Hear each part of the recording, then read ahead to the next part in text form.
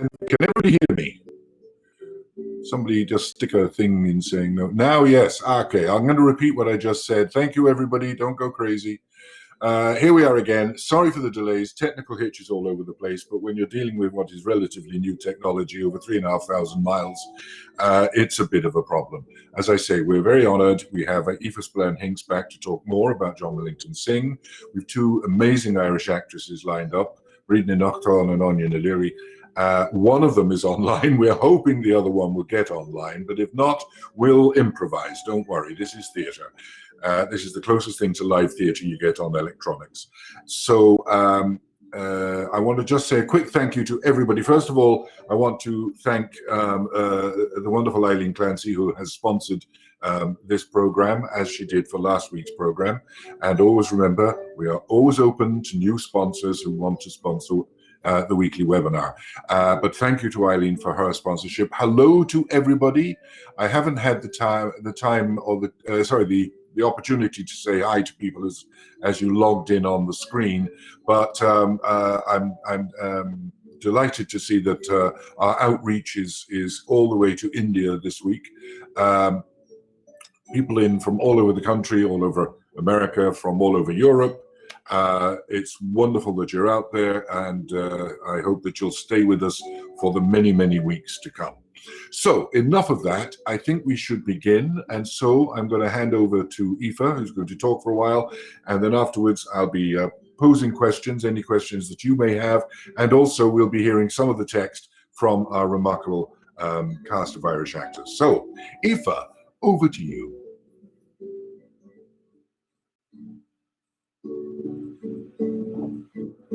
Hello, can everybody hear me? Yes, perfect. Thank you very much.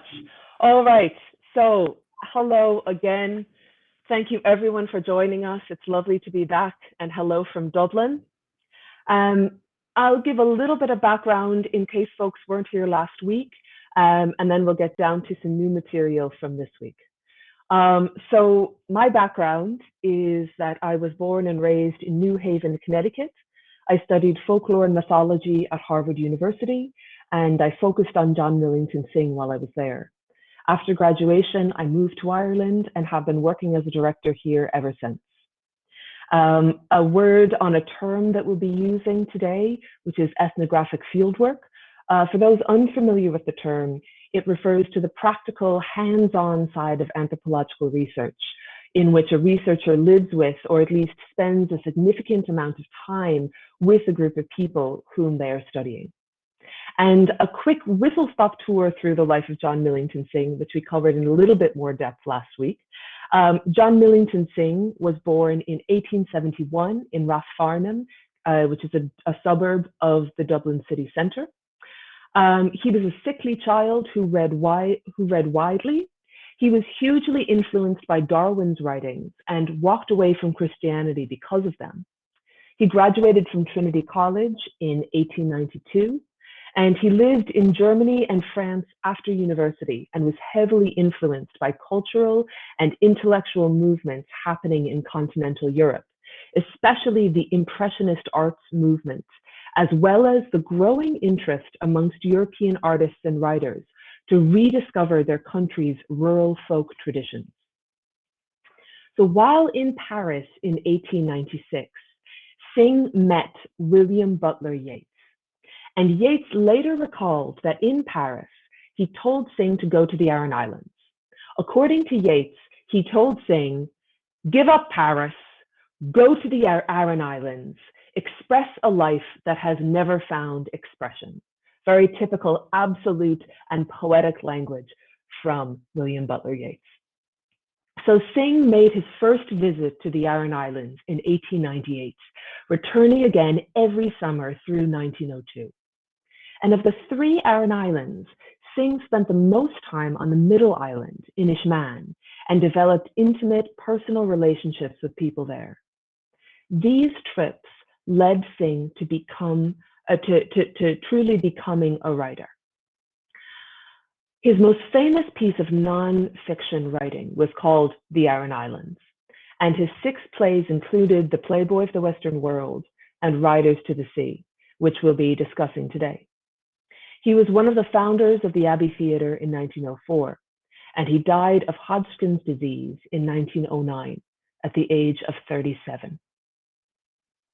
So I'll tell you a little bit about Riders to the Sea. Last week we talked about the Playboy of the Western World, which is very, very well known in Ireland and somewhat well known in the States for lovers of Irish theatre. But Riders to the Sea in Ireland as well as abroad tends to be a slightly less well-known work of Singh. So we'll just talk a little bit about the plot and the characters. So Riders to the Sea is a one-act tragedy about a family on an island off the west of Ireland, whose lives are profoundly linked to the sea. Moira has lost her husband and all but one of her sons to the water.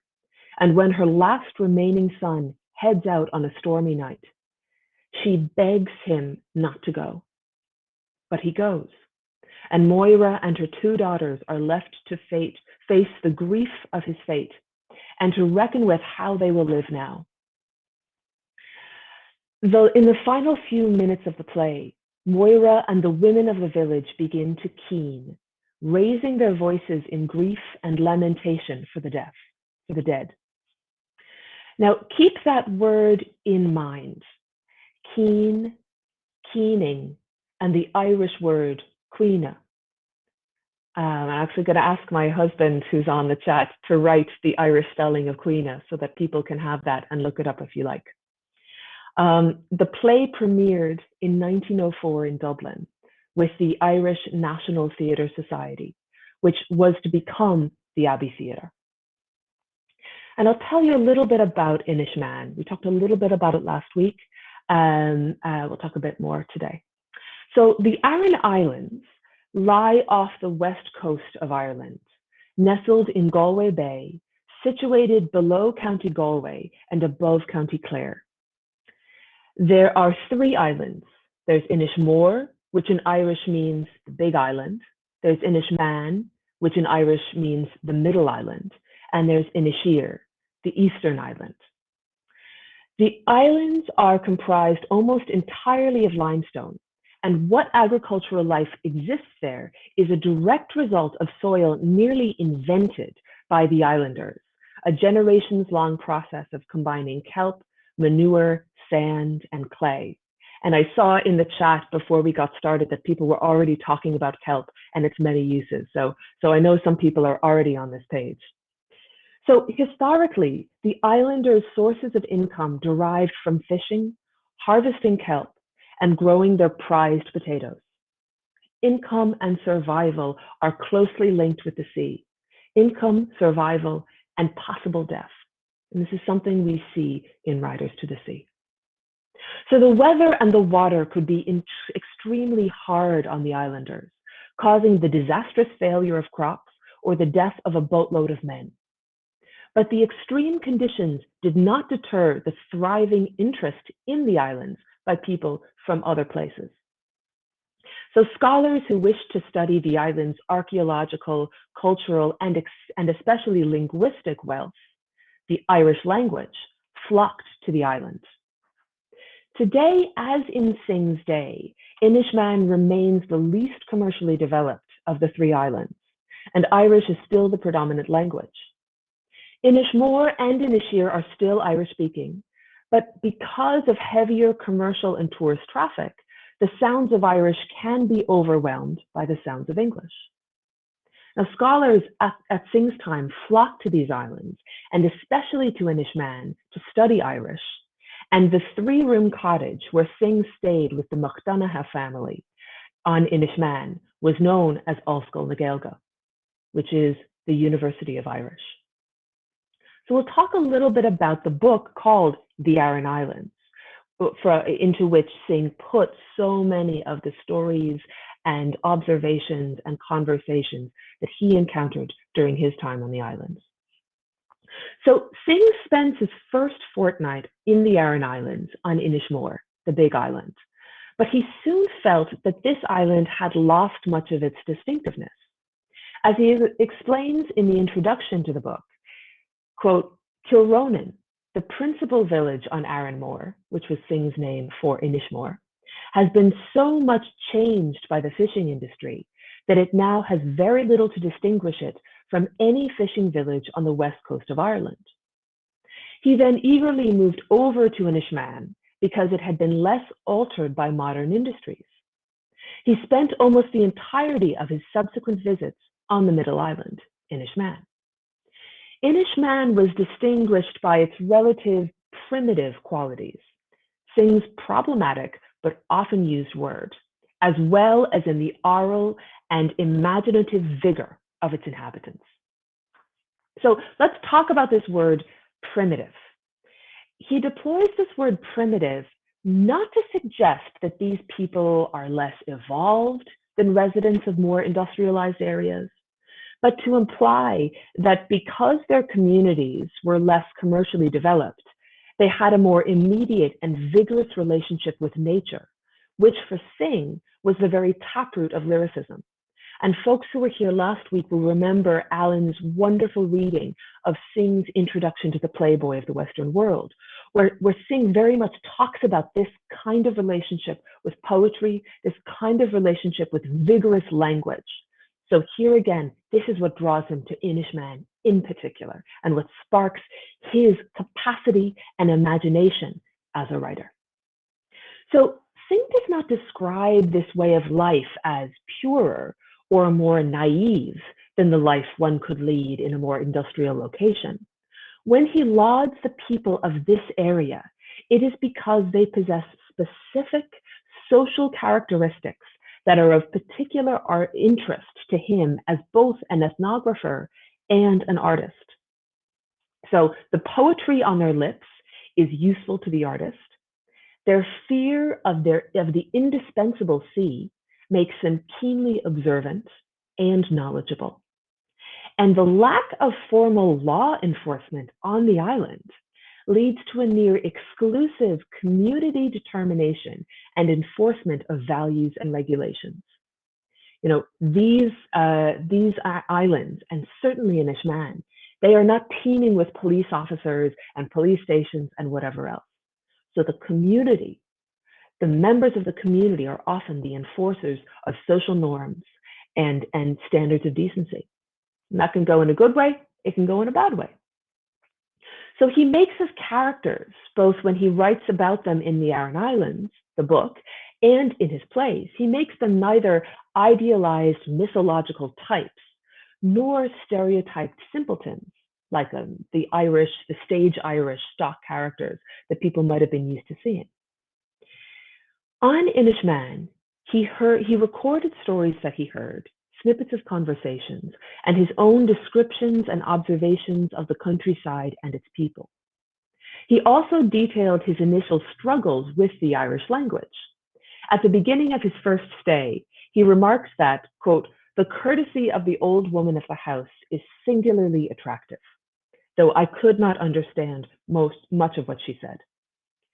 However, Synge had studied the Irish language at Trinity College, which was a perfectly normal thing for an upper-class Protestant to do as part of preparing to enter the Protestant ministry. As soon as he unearthed his solid grammatical proficiency in the language he learned back in Trinity, he was able to connect more with the language that was being spoken on the island. So as his Irish got better, he was able to pick up pieces of conversation and to hear the stories in their original Irish versions. And his Inishmaan subjects or friends assured him that the Irish language versions were far superior. He was able to forge relationships unavailable to a non-Irish speaker, conversing with the numerous island inhabitants who very likely spoke no English. He also displayed his knowledge of Irish as a gesture of respect to the people who he met, and as a means of building trust. When he was off the island, he exchanged letters with Morchin, an adolescent boy who was the only person in the MacDonagh family with whom he stayed, the only person in the MacDonagh family who could read and write in Irish. Morchin would praise Synge's Irish and warned in one letter, "Let you write in Irish. If you don't, I won't look on it." As we touched in on last week, he employed Irish syntax and idioms in the language that his characters speak on stage. So constant, multi-layered relationship with the Irish language. So, could Synge translate the life of rural Irish-speaking people onto the metropolitan Dublin stage? Yes. And there are three components of Synge's translation of ethnographic material into dramatic text. Three that we'll talk about. So the first, linguistic, as we've touched on. Synge moves stories, idioms, and grammar from Irish into English. Cultural, Synge reorients the implicit references which are readable by members of a community so that they are comprehensible to outsiders. Not an easy task. How do I maintain the reality and the authenticity of these inside references, these inside behaviors that members of one group understand? How do I keep that strength and robustness, but also allow in an audience? And artistic. Synge reckons with collective and individual cultural expressions within the area he studied, bringing him into the creation of his own original dramatic literature. Synge's goal is never verisimilitude. Synge is interested in impressionistic elements, the tang of a turn of phrase, the dangerous slope of a landscape, the subtle compromises made between neighbors and family members so that life can continue. Just as he kept one foot in the rural countryside and one in the metropolis, he wore both the ethnographer's and the artist's hats, one on top of the other. And Synge never saw himself as someone who was at ease in these communities. Rather, he saw himself as fundamentally strange to the people on Inishmaan. And this is something, I'll read a quote in a little bit, but often the person who's come in to study a group of people, they think about, that person thinks of the others as strange, as exotic, as mysterious, as unknowable. But the brilliant thing about Synge that we see in his book, The Aran Islands, is that it's not just a one-way street. It's constantly about collaboration, whether it's in ethnography, whether it's in about learning about a group of people, or whether it's about in creating his plays. You might remember he talked about collaboration in that introduction to the Playboy last week. So Synge immediately recognizes them as resource-rich collaborators in the work he would do. In that preface to the Playboy, Synge describes his relationship with the people on Inishmaan as a friendship. Evidently, this friendship was to some extent reciprocal, as evidenced by the fact that he received letters from the residents of Inishmaan, including Morchin. His idea of art as a collaboration is strongly influenced by his simultaneous role as an ethnographer and an artist, losing sight of neither at any time. So, as I mentioned just a moment ago, here's this quote I want to talk about. In the Aran Islands, Synge describes this very conscious isolation. Quote, "In some ways, these men and women seem strangely far away from me. I feel that I am a waif among the people. And while I wander among them, they like me sometimes and laugh at me sometimes, yet never know what I am doing." In this passage, Synge himself becomes the observed, subject to the scrutiny by his own subjects. He gives up authorial superiority, and in so doing, he shifts the balance of power. If Riders to the Sea is a second step to the first step taken by the book, The Aran Islands, how has the material and the context changed between the first and the second? Well, first of all, there's the obvious shift in genre. So an ethnography can be many pages long. The Aran Islands itself is about 150 pages. And it can be full of background information, footnotes, appendices, reference images, all sorts of things that you can put into a book, into a printed document. anything to flesh out the stories and the descriptions.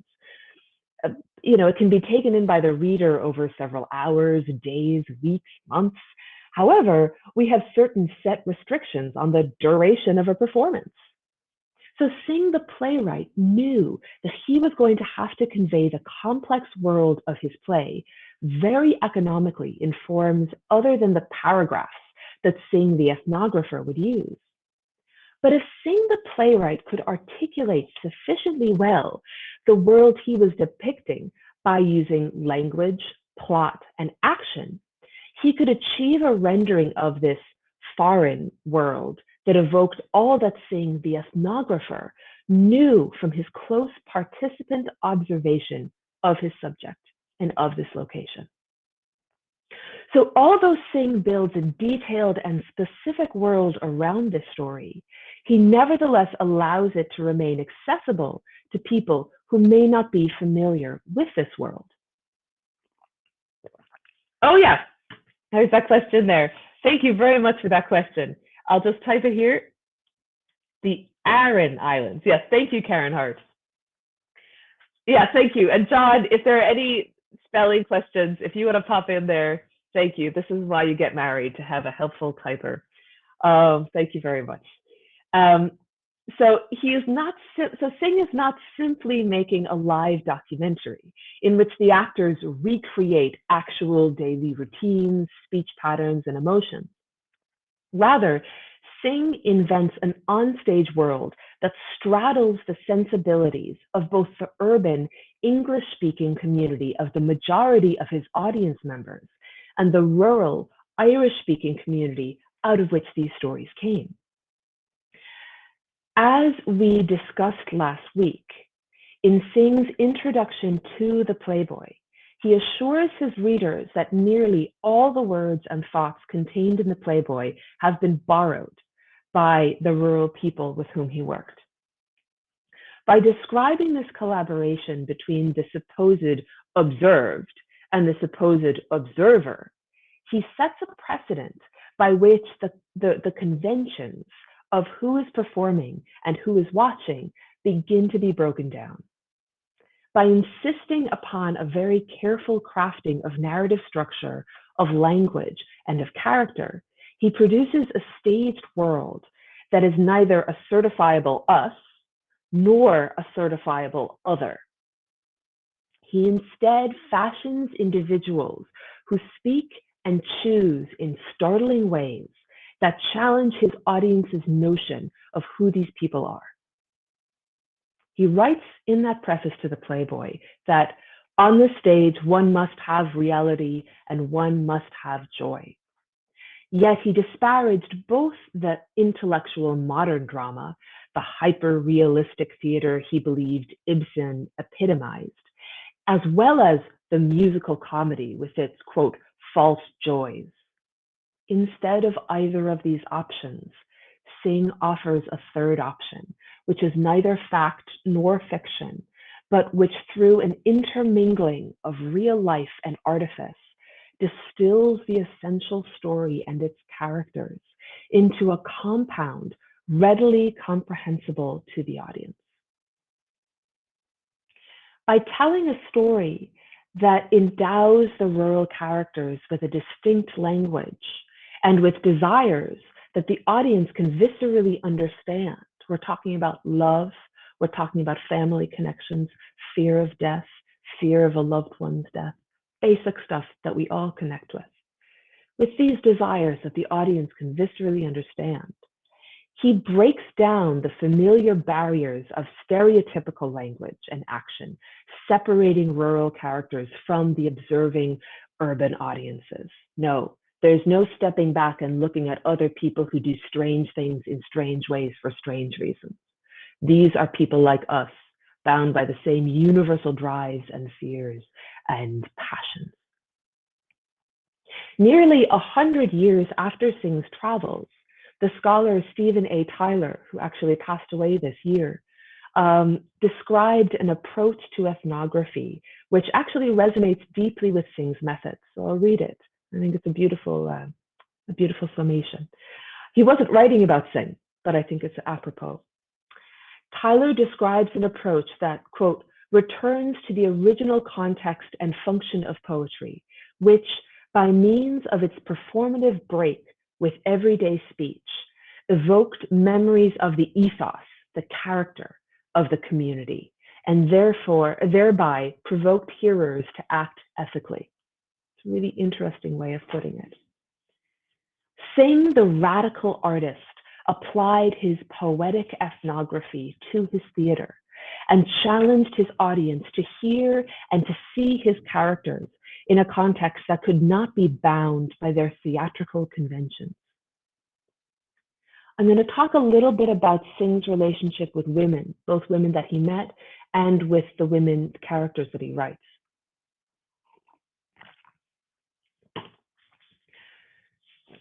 So one of the striking elements of the Aran Islands, the book, is Synge's identification of the women of rural Ireland as the central voices of their communities. One of the several female acquaintances he has on Inishmaan is, quote, a girl who is not half yet through her teens, quote, but who for Synge is the communicator of her village's struggles and sensibilities. Her voice and physical attributes shift age and station instantly.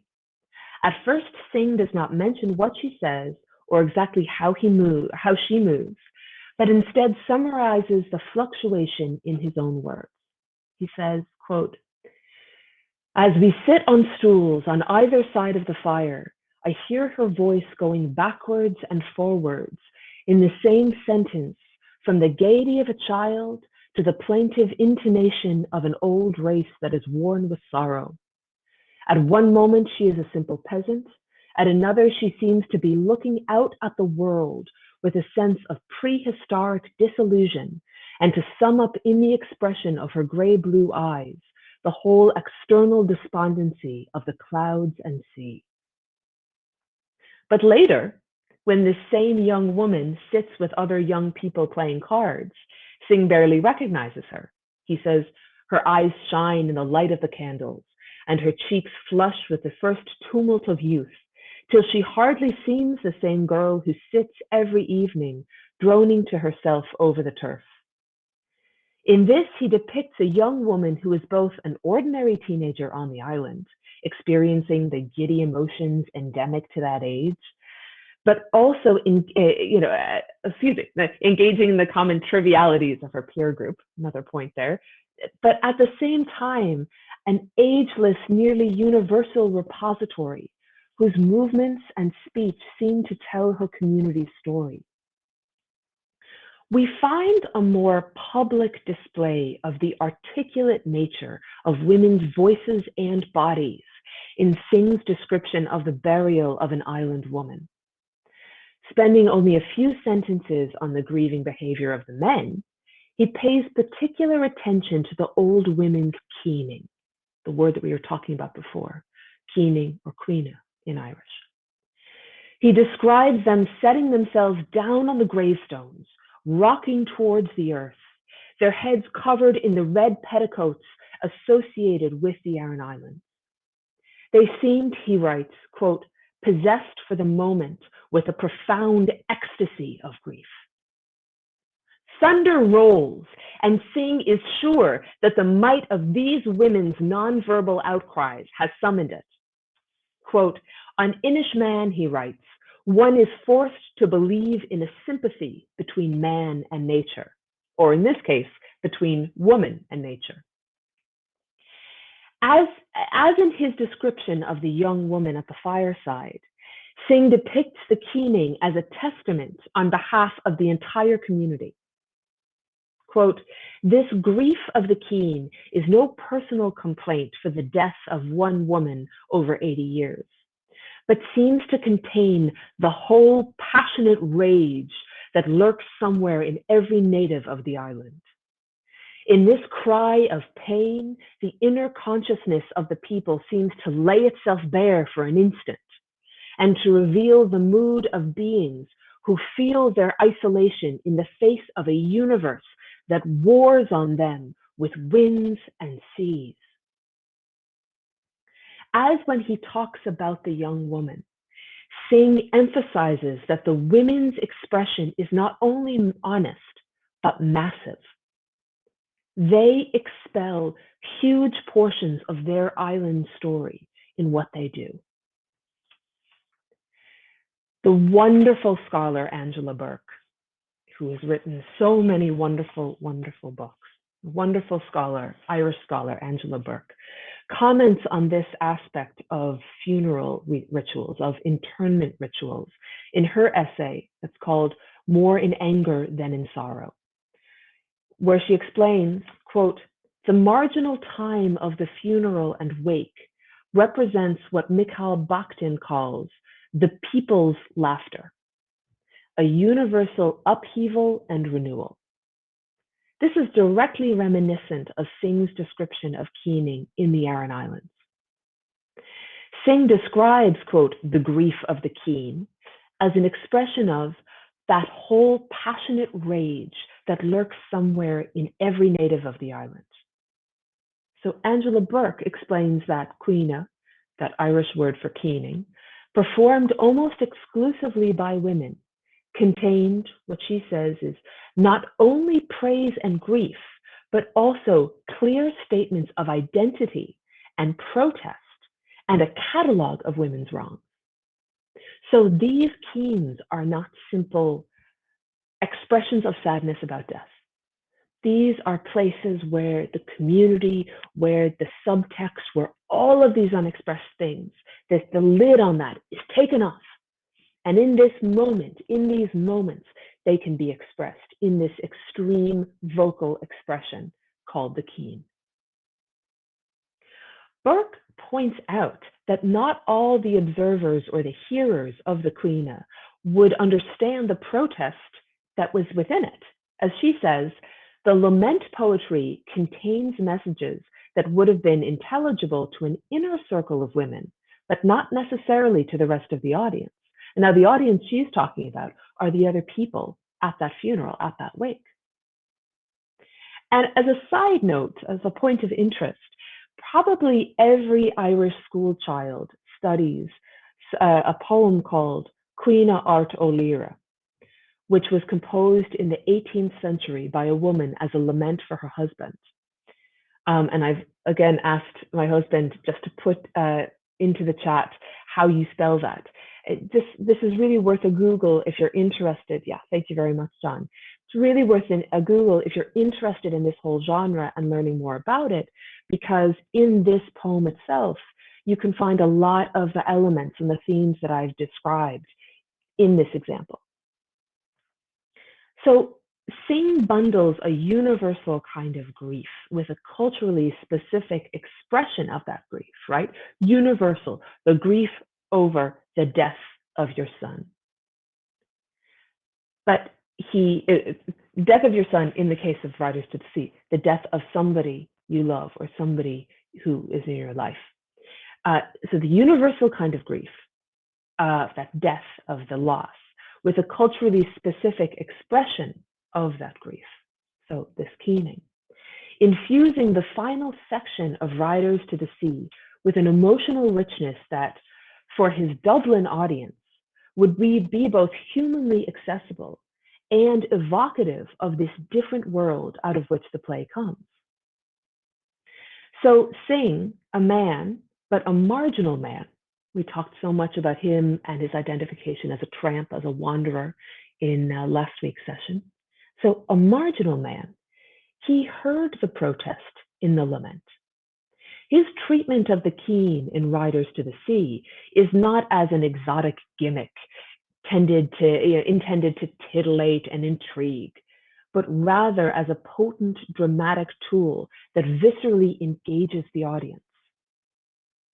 While he transposes the act of cuina to the Dublin stage, he trusts the power of the lament itself to move audiences without mediation by him. The women's lament in this form challenges the boundary between audience and actor without any additional editorializing by the playwright. Synge was a brilliant artist, not only because he knew how to mediate between his folkloric and his dramatic work, but also because he knew how to present the traditional material so that it could speak for itself. So we'll move on to the text passages in a moment.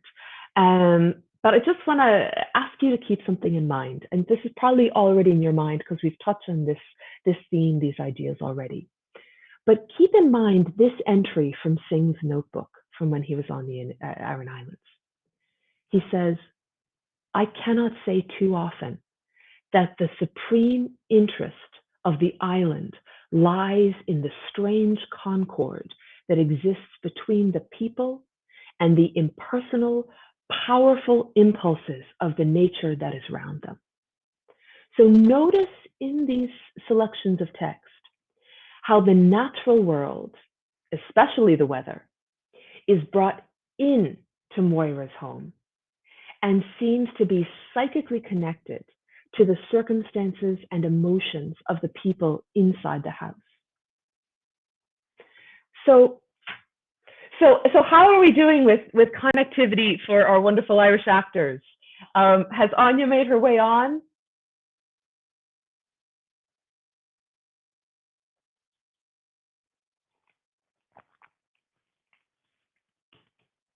Hello. Oh no, hello. Apparently, Anya has made it on, and we've now lost Breed. So we're working on that. But as soon as we get that sorted out, Carolyn's working on it at the moment. Catherine's working on the moment. Sorry, my mind is gone. There's some interesting points coming up. It's fascinating. I love. I mean, the big point that comes from this is the universality of the entire construct of emotional response. There's Anya. Hi. Hi, Anya. Hi, Anya. Can she see us? I don't know. She has a slightly lost look. But because it is a universal expression. I mean, it's one of those points I keep hammering about when people say, well, why do you do Irish plays? I say, we don't. We do plays. And this particular, I suppose, Singh's writing, rather like John B. Keane in his folk drama plays, there is an absolute universality about what they're writing and how they're expressing it that just about everybody can recognize. Now we have Breed and we've lost Anya. Life is very complex. Well, hi again, Breed. We've got them both. Hello. Hello. Wonderful, wonderful, wonderful. All right. So, look, do you want to proceed in terms of the extracts that you want to read to us? Absolutely, absolutely. And just before we head into this first extract, I will say that the first extract is the literal top of the play. So you're jumping in exactly as the audience would be. And you will hear me off camera. You won't see me, but I'll be reading some of the stage directions in.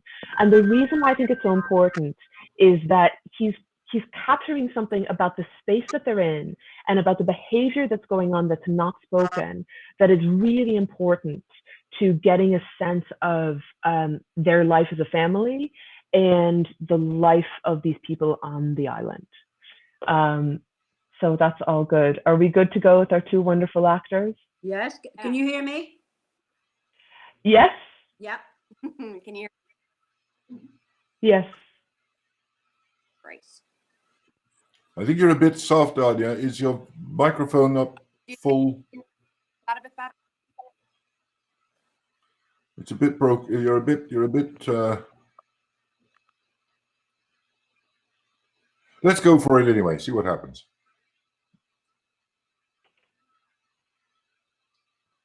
I think Anya's frozen now. She's coming. Oh, the joys of technology. I will say to our beloved viewers and listeners, we are trying to do this over a 3,500 mile. It's the longest long distance reading you'll ever come across. Well, and perhaps if we've got everyone out, I'll shut up. But if not, I'll say something. Have we got? Say that again. How's that? Is that better? Yeah, Oh. off you go. So we'll head in. First person to read is myself, but I'm off camera, I presume. An island off the west of Ireland. Cottage kitchen with nets, oilskins, spinning wheel, some new board standing by the wall, etc. Kathleen, a girl of about 20, finishes kneading cake and puts it down in the pot oven by the fire, then wipes her hands and begins to spin at the wheel. Nora, a young girl, puts her head in at the door. Where is she? She's lying down, God help her, and maybe sleeping, if she's able. Nora comes in softly and takes a bundle from under her shawl. What is it you have?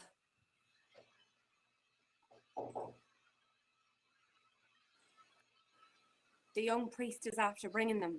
It's a shirt and a plain stocking that were got off a drowned man in Donegal.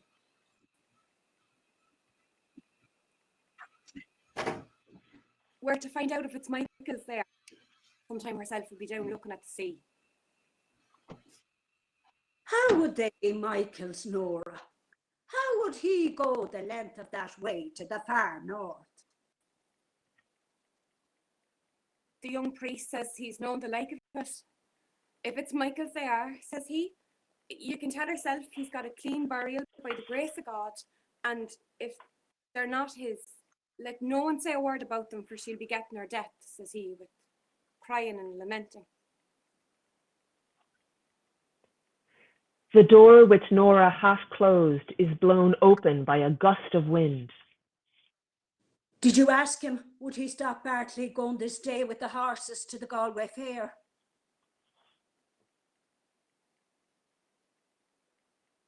I won't stop him, says he, but let you not be afraid. Herself does be saying prayers half through the night, and the Almighty God won't leave her destitute, says he, with no son living. Is the sea bad by the White Rocks, Nora? Middling bad, God help us. There's a great roaring in the west, and it's worse it'll be getting when the tides turn to the wind. Shall I open it now? Maybe she'd wake up on us and come in before we're done. It's a long time we'll be, and the two of us crying. Nora She's moving goes about to the the bed. inner door and listens. She's moving about in the bed. She'll be coming in a minute. Give me the ladder, and I'll put them up in the turf lot, the way she won't know of them at all. And maybe when the tide turns, she'll be going down to see would he be floating from the east. They put the ladder against the gable of the chimney. Kathleen goes up a few steps and hides the bundle in the turf loft. So that's the first section of text. And I'm not sure if the line is broken up for folks, but actually I think we were able to get all the lines, even with our little bit of interference. And I'll just go over the basics of what has occurred and what's been discussed. Sounds like there aren't any big issues. I'm not seeing any comments about difficulty hearing, so that's great. But you know what you've got here is you've got these two sisters, two young women who know that their mother, who's already in distress over her son being missing, is in there, and they have to discuss the fact that now they've got absolute proof that he is dead. And you already start to see in these lines, the door, which Nora half closed, is blown open by a gust of wind. You've already got that sense of the weather not only affecting the people's lives down the road, outside, on the coast, on the sea, at the water's edge, but literally it's breaking into their house. So no more for me to say, let's press on to text selection 2, where Anya will be reading Bartley, who's Moira's last remaining living son, and Breed will be playing Moira.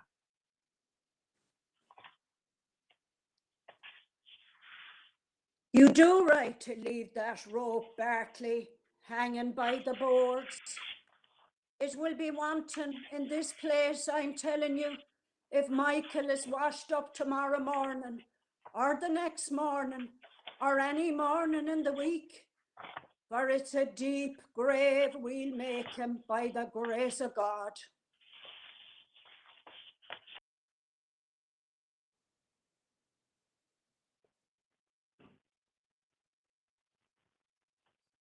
We've lost Anya again. It's Alan, technical problems. Alan, would you mind reading Bartley with Breed? I will. Thank you so much. Breed, would you mind starting again, Sure. just so we can Yeah. have a nice go into it? Thank you. Tell me when. Alan, are you ready to go? I am indeed. I think Breed needs to reconnect because she's picture is frozen. Well, just as Breed is reconnecting, what I will say is I didn't quite give any orientation to where we're jumping in. Bartley, the last remaining son in his family, has returned back and is saying that he's now heading out to a boat so he can make a sale of some products on the mainland that is absolutely necessary, because him going over selling his goods means he's able to bring income back. So again, even when it's not about fishing, when it's about travel over to the mainland, to sell, to engage in commerce, all these things are vital to survival. So Moira's not happy about the idea that Bartley's getting on that boat on a stormy night, but Bartley's saying, I gotta go. I gotta do my job for the family. All right, wonderful. Welcome back, Breed. Okay. The two of you can take it away. You do right to leave that rope, Bartley, hanging by the boards. It will be wanton in this place, I'm telling you, if Michael is washed up tomorrow morning, or the next morning, or any morning in the week. For it's a deep grave we'll make him by the grace of God. I've no halter, the way I can ride down on the mare, and I must go quickly. This is the one boat going for 2 weeks or beyond it, and the fare will be a good fare for horses, I hear them saying now. It's a hard thing, they'll be saying below. If the body is washed up and there's no man in it to make the coffin, and I, after giving a big price for the finest white boards you'd find in Connemara. How would it be washed up? And we have to look in each day for 9 days, and a strong wind blowing a while back from the west and the south. If it isn't found itself, that wind is raising the sea, and there was a star up against the moon and it rising in the night. If it was 100 horses or 1,000 horses you had itself, what is the price of 1,000 horses against a sun where there is one sun only? Kathleen, let you go down each day and see the sheep aren't jumping on the rye, and if the jobber comes, you can sell a pig with the black feet if there's a good price going. How would the like of her get a good price for a pig? If the west wind holds, with the last bit of the moon, let you and Nora up weed enough for another cook for the kelp. It's hard set will be from this day, with no one in it but one man to work. It's hard set we'll be, surely, the day you're drowned with the rest. What way will I live, and the girls with me, and I an old woman looking for the grave? I'll have half an hour to go down, and you'll see me coming again in 2 days or 3 days, and maybe in 4 days if the wind is bad. Isn't it a hard and cruel man won't hear a word from an old woman, and she holding him from the sea? I must go now quickly. I'll ride down on the red mare, and the grey pony will run behind me. The blessing of God on you. He goes out. He's gone now, God spare us, and we'll not see him again. He's gone now, And when the black night is fallen, I'll have no son left me in the world. Beautiful, beautiful. I mean, there is so much in that scene. And I think this is a beautiful example of what Singh was doing in terms of looking at deeply specific circumstances that are so specific to these people living on this island. And yet also what's going on in this scene, the push and pull between a mother and an adult son, the push and pull between danger and the fear of danger, the fear of death from a mother, and the son being, I'm sure, internally struggling with his mother's entreaties for him to stay, but also feeling the pull of his responsibility to find further sustaining income, resources for his family. So you've got these universal themes that could have been found in a play set in any number of other locations, but then we root it in these specifics. And I just, I'm sure many of you connected with a lot of the language that are in these lines. But Bartley saying, I have to sell the horse, and she says, and Moira says, if it was 100 horses or 1,000 horses you had itself, what is the price of 1,000 horses against a son where there is one son only? That is both specific and it is the most universal thing that anyone could ever imagine. There's a lot of incredible lines in here that are really telling both about the location and about these characters as individuals with universal themes. Things like when Bartley says, its hard set will be from this day with no one in it but one man to work. I'm the only one man who's going to have to do all the jobs of our family, of our household, on this incredibly harsh and intensely weather-beaten island that we live on. So anyway, I could go on, but I will shut up and make way for the actors once again. We'll have a look at our final section. Have we got Anya? I don't think we have Anya. Oh, yes, we do. Hooray! Sorry. Welcome back. Lovely, lovely. Just in time. You missed my wonderful interpretation of Bartley. Anyway, off you go. So we'll read the third section in which Anya will be playing Kathleen and Breed will be playing Moira. I've seen the fearfulest thing any person has seen since the day Bride Dara seen the dead man with the child in his arms. Oh, tell us what it is you've seen. I went down to the spring well and I stood there saying a prayer to myself. Then Bartley came along and he riding on the red mare with the grey pony behind him. The Son of God, spare us, Nora. What is it you've seen?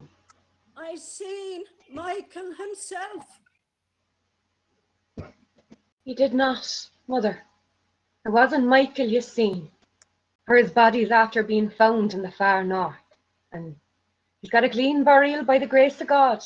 I'm after seeing him this day, and he riding and galloping. Bartley came first on the red mare, and I tried to say Godspeed you, but something choked the words in my throat. Then he went by quickly, and the blessing of God on you, says he. And I could say nothing. I looked up then, and I crying, and the grey pony, and there was Michael upon it, with fine clothes on him, and new shoes on his feet. Kathleen begins to keen. It's destroyed we are from this day. It's destroyed, surely. Bartley will be lost now, and let you call in Eamon and make me a good coffin out of the white boards, for I won't live after them. I've had a husband and a husband's father and 6 sons in this house, 6 fine men. Though it was a hard birth I had with every one of them, and they come into the world. And some of them were found, and some of them were not found. But they're gone now, the lot of them. There were Stephen and Sean were lost in the great wind and found after in the Bay of Gregory of the Golden Mouth, and carried up the two of them on one plank and in by that door. There was Seamus and his father, and his own father again, were lost in the dark night, and not a stick or sign was seen of them when the sun went up. There was Patch after, was drowned out of a curragh that turned over. I was sitting here with Bartley and he a baby lying on my two knees, and I seen 2 women and 3 women and 4 women coming in, and they crossing themselves and not saying a word. I looked out then, and there were men coming after them, and they holded the thing in the half of a red sail and water dripping out of it. It was a dry day, Nora, and leaving a track to the door.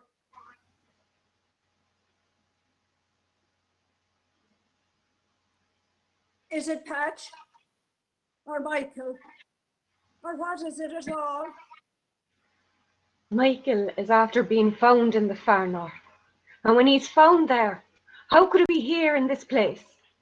There just be a power of young men floating around in the sea. And what way would they know if it was Michael they had, or another man like him? For when a man is 9 days in the sea and the wind blowing, it's hard set his own mother would be to say what man is in it. It's Michael. Spare him, for they're after sending us a bit of his clothes from the far north. She reaches out and hands Moira the clothes that belong to Michael. Moira stands up slowly and takes them into her hands.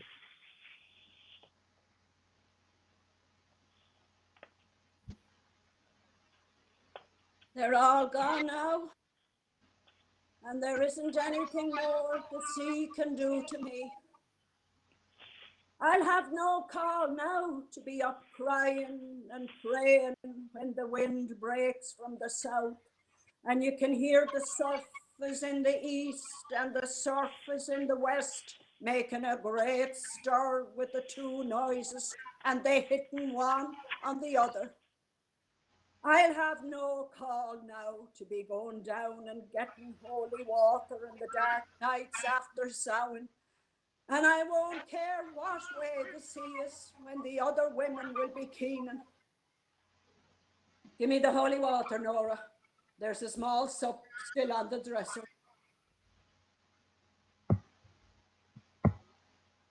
It isn't that I haven't prayed for you, Barclay, to the Almighty God.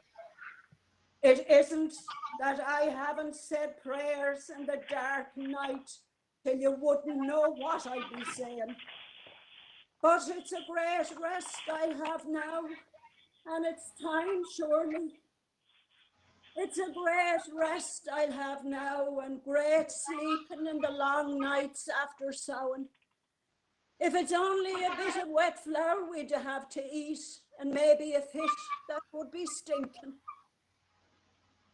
It's getting old, she is, and broken. Moira stands up again very slowly and spreads out the pieces of Michael's clothes beside the body, sprinkling them with the last of the holy water. She's quiet now and easy. But the day Michael was drowned, you could hear her crying out from this to the spring well. Isn't it 9 days herself is after crying and keening and making great sorrow in the house? Moira puts the empty cup mouth downwards on the table and lays her hands together on Bartley's feet. They're all together this time, and the end is come.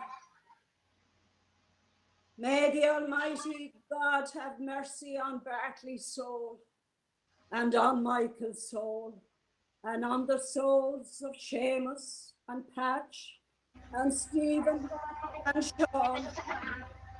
And may he have mercy on my soul, Nora, and on the soul of everyone is left living in the world. Michael has a clean burial in the far north by the grace of God Almighty. Bartley will have a fine coffin out of white boards and a deep grave, surely. What more can we want than that? No man at all can be living forever, and we must be satisfied.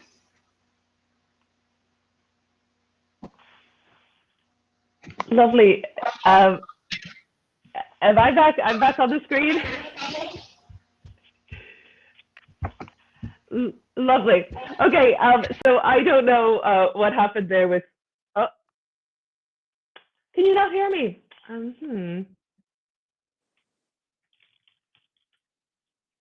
Okay, great.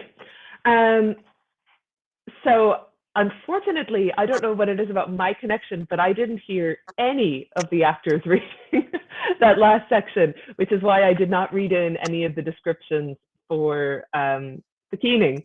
But maybe maybe John or somebody could even put a link to the Project Gutenberg free access version of the script.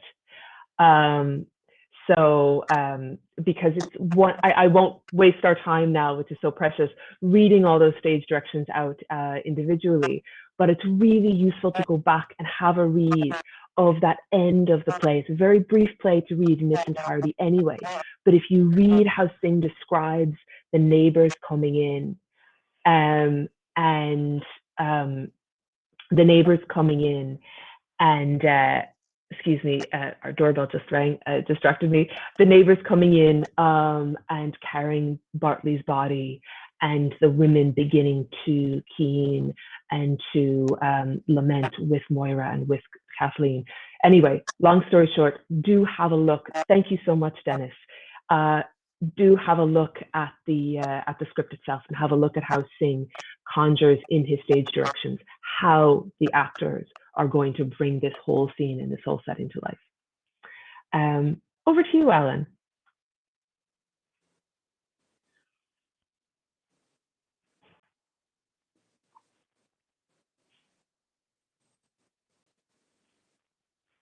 But now they are, yes. Hi. They actually did. Everybody heard them, and they did read it quite beautifully. And I'm really grateful to them. I think possibly one of the saddest lines in all Irish theatre is the line, "There's nothing more the sea can do to me." It is that wonderful summation of a life, a hard life, and what we were saying about that the Keen permitted the women to say what they felt in a society where they very often didn't.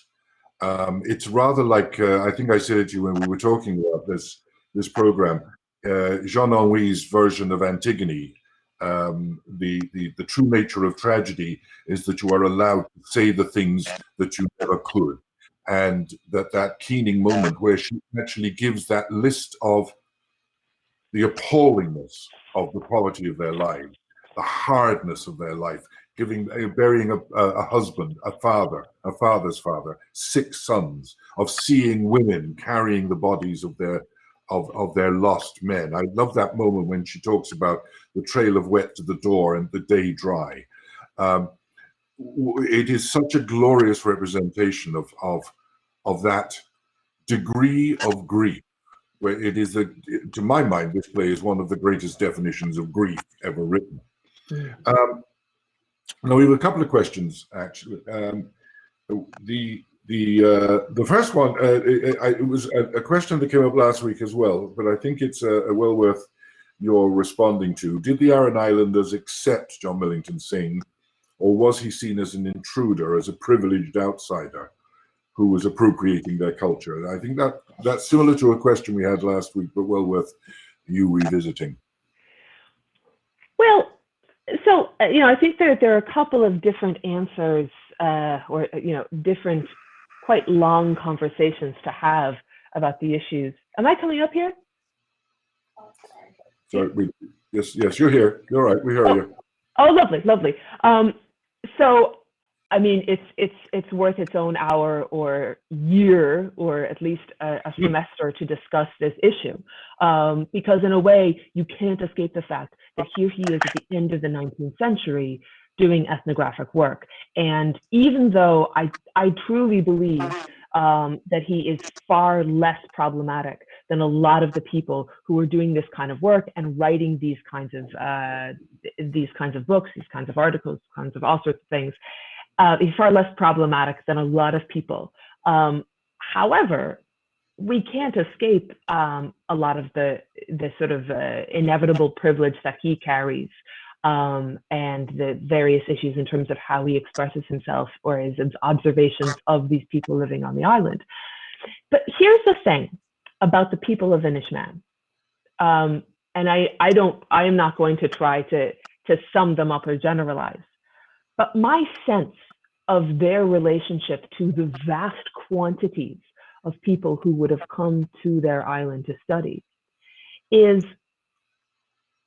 at the baseline level, their feeling was, we are the possessors of incredible riches, so welcome. And so I think it's an interesting place. These people lived incredibly difficult lives on the edge of the most wild ravages of the sea and of wild weather. However, and this is not romanticization, this is just true about people on Inishmaan, is that they rightfully feel profound confidence and pride and just a deep sense of entitlement to the riches that they possess. So I'm sure that they had a sense of the various strands of relationship going on with somebody like Singh coming over. And there was certainly a reliance by many people on the island on people who were coming to study and bringing income by coming and studying and living and eating and all these things. But I think it was much more a sense of being in dialogue with the wider world of which they were a part than it was a sense of an outsider stomping all over their culture with big boots, because they wouldn't have necessarily felt that they were in danger of anybody's boots. Good answer. I think you say we could spend another hour or 10 or a year on this topic. In fact, what I would like to do at some point in either towards the end of this year or early next year is to have you back again to talk about folk drama in its essence, because I've mentioned the name of John B. Keane, who was a much later writer, but writing on similar topics, particularly in his folk plays. And we've actually presented two of his plays here at Pict. You directed Sharon's Grave, and we also presented Scythe, which are classic examples again of that particular sense of a society that is locked within itself, dependent so much on community for survival, all of those things. I think another program on that very topic would be very good. I noticed, by the way, just talking about the internationalism of it all, Ashokan, I hope I pronounce your name correctly, who did Riders to the Sea for a scenic design class. She's in India. And the recognition, I suspect, and I'd love her response on this, and put it into the chat column if you hear me, that the universality of the themes of this play would apply to any distinctly rural and possibly isolated culture. It'd be interesting to hear back on that. The other question, again, you touched on last week. What was the audience response to Riders and Playboy? And we talked about Playboy last week, and of course it did create riots because he talks about girls being in their shifts or in their underwear. How did they respond to Riders to the Sea? Sadly, I don't have detailed. My general sense, from what I recall, is that first of all, it was vastly more positive than their response to the Playboy, their response to Riders to the Sea. But I'm actually not sure about a lot of about the specifics of the response. I believe that it was positive. Yeah. Shokan has just responded. Yes, the universality of the theme made us to do so. That's what caused them to use the play, which I think is wonderful. Another tiny point: can we is it a myth or is it a truth? I've always understood it to be true. We all know about Aran Islands sweaters and the distinctive different designs that you get on these beautifully knitted born-in sweaters in that wonderful white raw Aran Island wool that you tourists pay a fortune for when they visit. But the story goes that because in the play it's mentioned that they knew it was Michael because of the clothes he was wearing, that they could identify. Is that a myth, or is that an urban myth, or is it a truth or a rural myth? That because when a body's been in the water for a week or two, you can't tell the features at all, and how they identified who it was by the clothes they were wearing.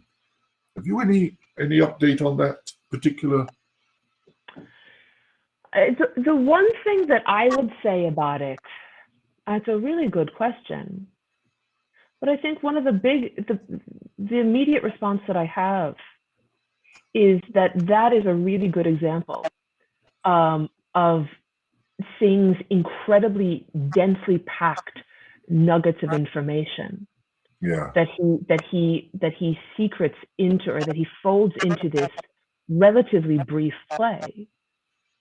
But in what you've just read, or in what you've just quoted, we have a wealth of information. Yeah. You know, so I'm not sure in terms of both either the scientific reality of the clothing holding up over that time or anything else. We just got two responses saying it was the stitch patterns in the knit that they were able to identify. Token in India is saying life is always an interlink between myth and reality, which I think is a very true observation.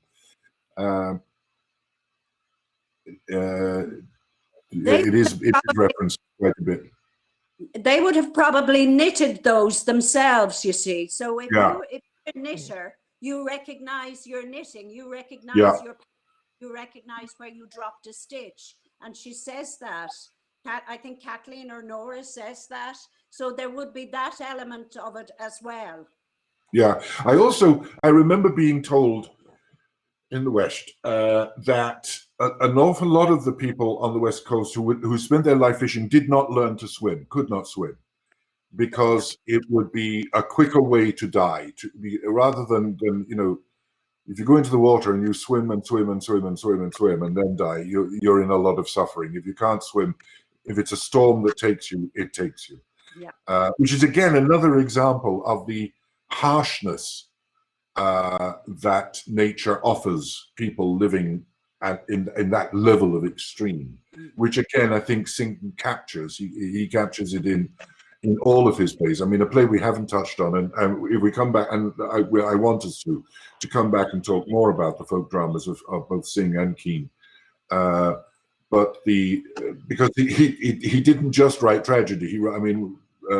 Well of the Saints is one of the funniest and saddest plays I've ever seen or been involved with. So there's more to be said on that. But it is that classic example of life on the edge of survival, not civilization, because these were the most civilized of people.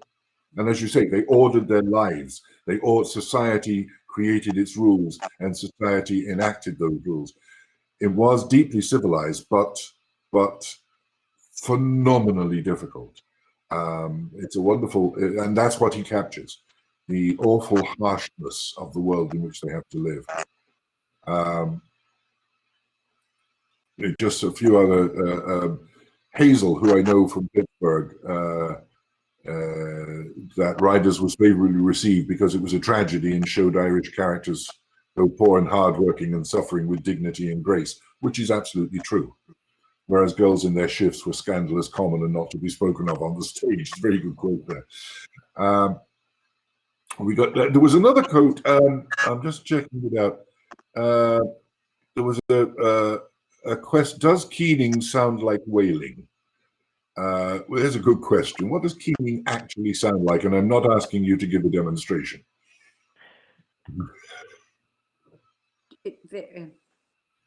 Yeah, Breed. Yeah. Can I? It varied. It varied. Different women had different styles of keening. You know, it kind of went from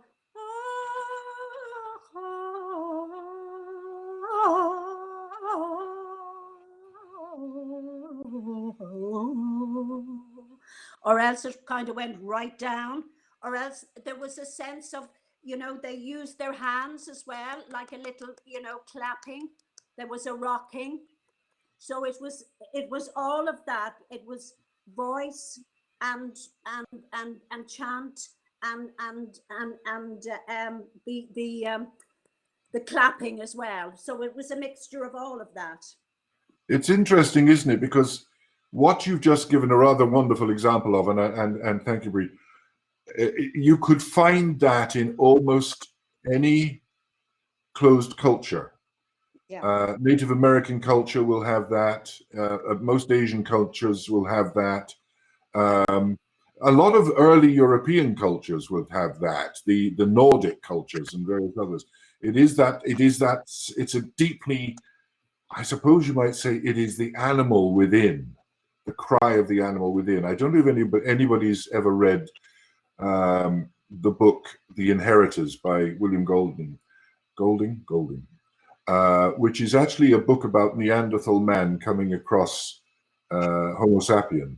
And there's a wonderful moment at the end of the book when the last of the Neanderthal family is left and he starts to cry. And it is keening. It's that animal guttural sound coming out. When words are no longer adequate, you make noise. And that noise is that well of grief. We're running out of time. So I want to say thank you, bottom of my heart, to Aoife. That was a brilliant, brilliant exposition. To Anya, who may be with us, may not. She may have vanished into the ether. But Anya, thank you so much. And Bree, thank you so much. It's been a joy. And it's the first time you and I have ever acted together, which I think it had to happen. And thank you so much for being with me.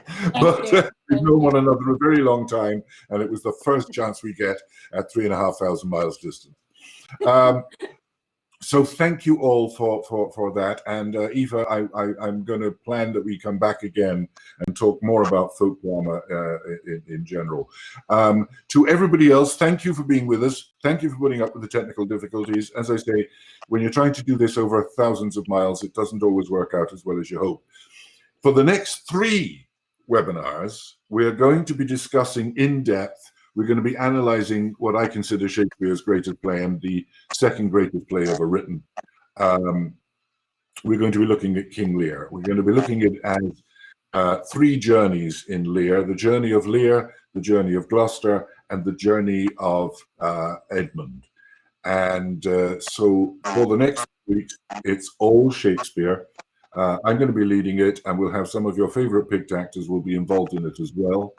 The 3 titles will be Nothing Will Come of Nothing, When Madmen Lead the Blind, and The Wheelers Come Full Circle. So look out for it. You'll be getting the email shots with all the information. It'll be up on the website. Do join us for the next 3 weeks, and hopefully we'll open your mind to a play that everybody thinks is very difficult and I think is absolutely magnificent. The only other things to say, thank you again to Eileen Clancy for her sponsorship of this. If you want to sponsor one of these webinars, you are very, very welcome. It's $250 to sponsor a webinar, and you get mentioned on the website and the emails and me and all sorts of things. And also you're serving art. If you can't afford that, please remember every donation counts. I sound like one of the political pundits at the moment saying every dollar counts. Well, it really does. We may not be electing a president, but we are offering you the best wisdom that we can on the topic of classic and indeed Irish theatre. Every donation helps. You can find the button on the website. You can just send a check. We don't mind. We'll even accept cash, as long as it's been sanitized. And as I say, no matter how small, it all matters.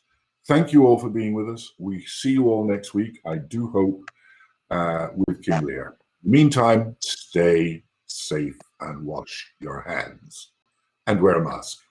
Thank you all.